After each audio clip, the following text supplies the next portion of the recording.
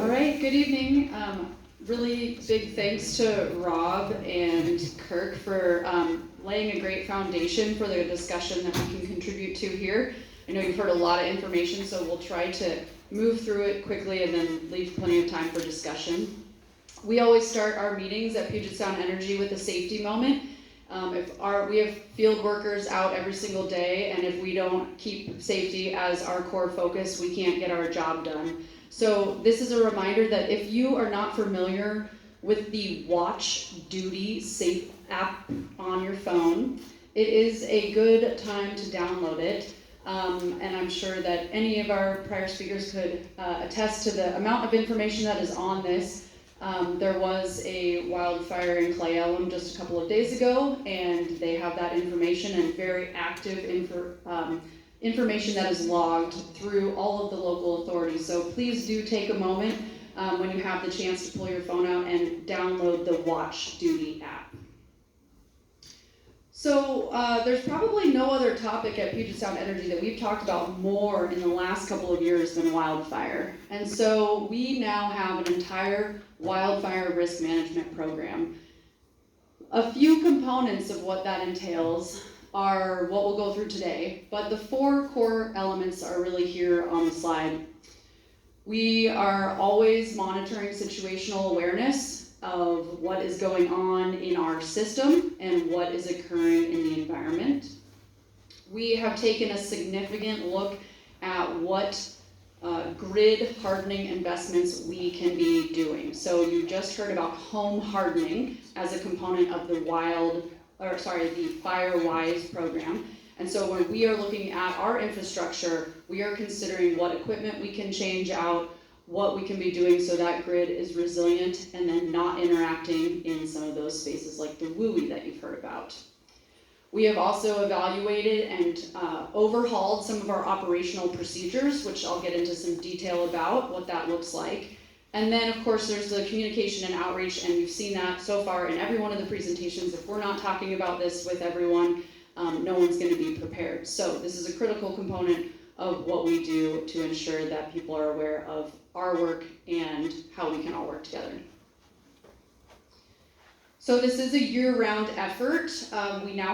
We used to refer a lot to storm season at Puget Sound Energy. Of course, everyone is very familiar with the fall and winter storms that we get, but now we talk about preparing for the peak of our wildfire conditions. And so what that means is we have regular vegetation management teams that work year-round, but now they work with the lens of specifically inspecting high-risk lines for trimming and removing any hazardous trees that may be on or near our infrastructure.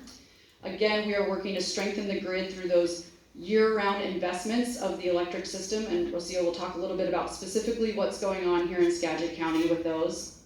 And then we do have those operations that have been changed and specifically now built for wildfire conditions. One of them is called Enhanced Power Line Settings. We'll talk about that later. And one of those is also called Public Safety Power Shutoffs. And I want to emphasize the public safety aspect of this, which would be a preventative measure of turning off power if there are peak wildfire conditions and we believe public safety is at risk.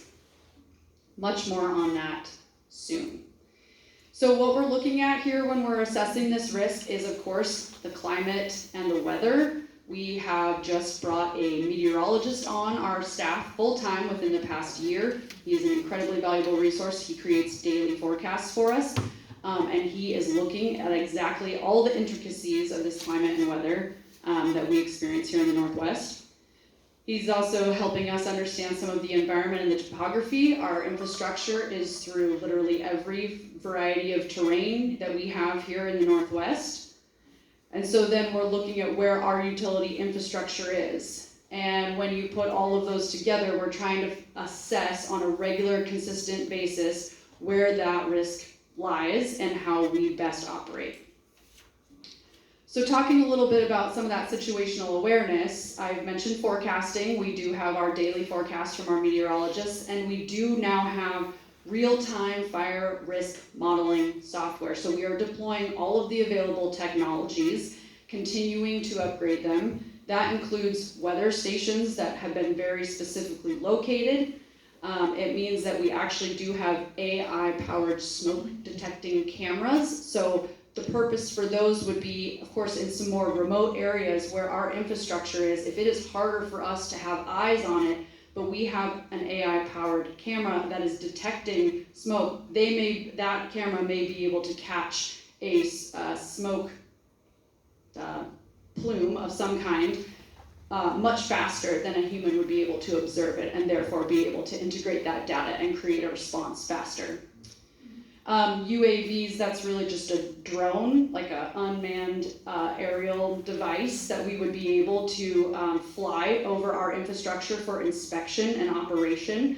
That's particularly important if we have turned off the power. We need to be able to visually inspect those lines before we are able to turn power back on in the event of a safety shutoff. We don't want to turn power back on and create an unsafe situation. And then, of course, we have the fire chief here, and we are in regular collaboration with our emergency response partners so that we can manage and we can respond to the risks that may be present in our communities.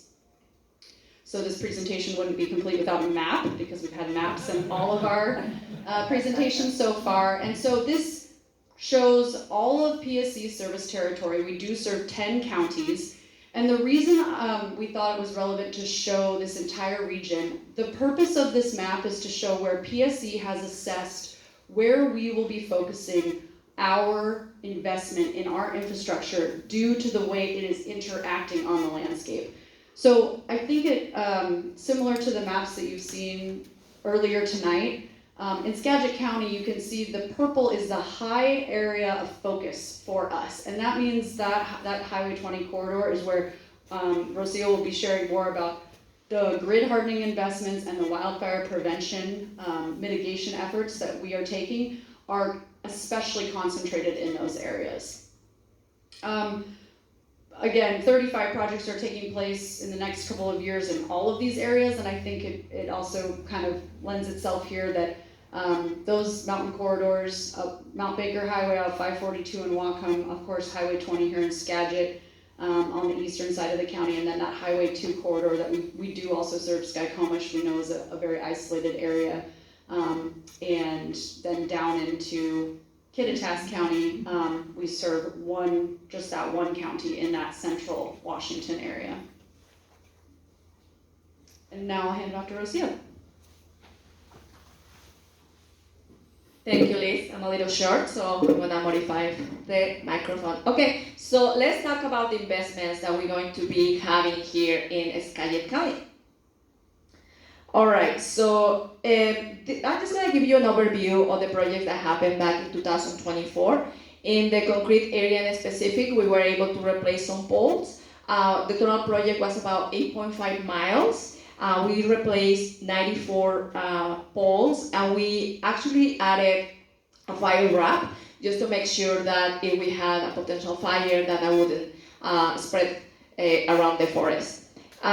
So the start location and the end location is around the Baker Lake Road in concrete. Talking about the local investments, of the 35 projects that are going to be scheduled between now and 2029, 23 of those projects are actually here in Skagit, specifically in the eastern Skagit area. We're going to be working on undergrounding some more power lines, which is going to help us to minimize potential issues with potential wildfires. So when we are undergrounding, actually that process actually helps us to just be more resilient, and that's going to help us to protect the infrastructure for falling trees and branches. And we also gonna probably see fewer vehicle accidents impacting the poles. One other part of the projects that we're implementing in concrete is adding tree wire. Are you familiar with tree wire? No. Okay, can you see this little image in the corner? That's the tree wire. Essentially, it's like much more resistant. The conductors are actually protected by a very hard steel and the specific material that if a branch ends up on the power line, actually if it's something that is going to be ignited, it's actually going to be much more resistant for preventing a wildfire. So I would love to have something here more tangible for you to see, but we don't have that just yet, but maybe in the future. So the tree wire essentially reduces the outages and the sparks from the tree branches when they ended up touching the lines, and prevents momentary outages from animal contact, like birds. Sometimes they like to pick on the power lines. That usually happens. I don't know if you have seen it. And it minimizes the face-to-face faults.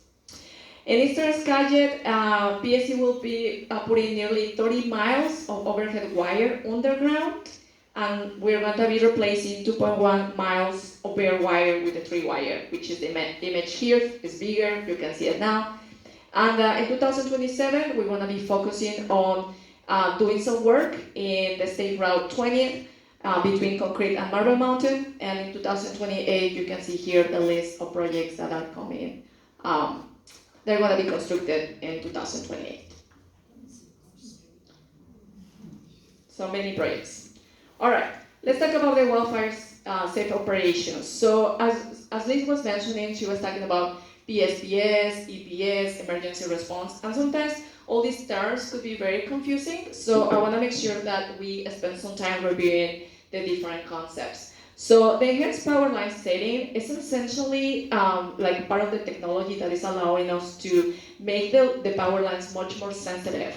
So if a branch is ending on the power line, so automatically the circuit is gonna close. It's gonna prevent like ignition or like prevent a spark. So that's what we're talking about, like enhanced power line setting. So this is something or tools that we can utilize just to prevent potential fires. The public safety power shutoff, or PSPS for short, is actually a tool that we're using to proactively shutting the power off during a severe weather conditions to prevent wildfires. I want to emphasize that it's to prevent. Doesn't mean that we have a fire and then we're going to shut the energy. It's to prevent. If we see that the weather is ideal for a wildfire, like that means that it's super dry, it's very windy, we have low humidity, and our meteorologist is actually, giving us information that maybe it could be a good idea to turn the power off, we're gonna do it. Another scenario that when we could turn the power off is when we are coordinating services in response to emergency response. So that means like our partner agencies, like the fire departments, are giving us a call and they're telling us that are emergencies, and therefore we need to ensure that we're going to be protecting the life of the firefighters or also the first responders, so we could turn the power off. Yes? Good question. The PSPS, do you notify? Yes, I'm going to cover that in the next slide, but awesome question. Yeah, so PSPS, what to expect? All right, I really love this image. I think that we improved the image quite a lot between 2024 and 2025, so I'm very happy to present it. So yes, our goal is to provide a notification 40 hours before a shutoff begins. So we're gonna provide automated calls, texts, or email updates, depending on your preferred mode of communication. Therefore, if you haven't updated your information just yet in our website, please, after this presentation, go ahead, review your account, make sure that your information is up to date. Because for us, it's really important to know how we're gonna notify you. Do you prefer a call, a text? I don't know. We also going to be providing special attention to our clients that might have medical equipment at home, like medical life support customers are going to be receiving enhanced communication. That means that we might be able to provide a faster message to them, in that way they can prepare for what could come. We also going to be providing some updates through our outage map application. Are you familiar with that? Do you have it? Yeah, raise your hand if you have it. It's called the outage map. It's essential. Yeah, do you have it? Okay, perfect. If you don't have it just yet, That may be homework for you to do after this presentation. Make sure that you have it. That's how we are able to notify our customers about the outages that we have, but also we are making some modifications to ensure that if we want to have PSPS, you can also have notifications through this specific application. So as you can see here, it's color-coded. We have the wildfire risk conditions. Those have been identified. So we're going to start watching how the weather is going to be behaving. We're going to be collaborating with partners, agencies, local media to notify them. And if we realize that the weather conditions are indicating that potentially could be a wildfire, then we are going to be providing a power shutoff warning. We're going to be notifying our customers. Ideally, we want to do that 40 hours before the event. If we realize that's going to happen, that's imminent, that in fact we're going to turn the power off, we're going to provide notifications 4 hours before the event. If we decide that the PSPS is going to be deployed, it's going to be implemented, the power is going to remain off until the weather event passes. Now, we don't know how long that could last. It could be 2 days, 3 days, 1 week, we don't know. So that's why we're doing a lot of community education for you to be aware of what's happening and how to prevent, how you can prepare yourselves for an emergency or a situation like this. So we're going to be updating you. We're going to be sending you some messaging every 12 hours.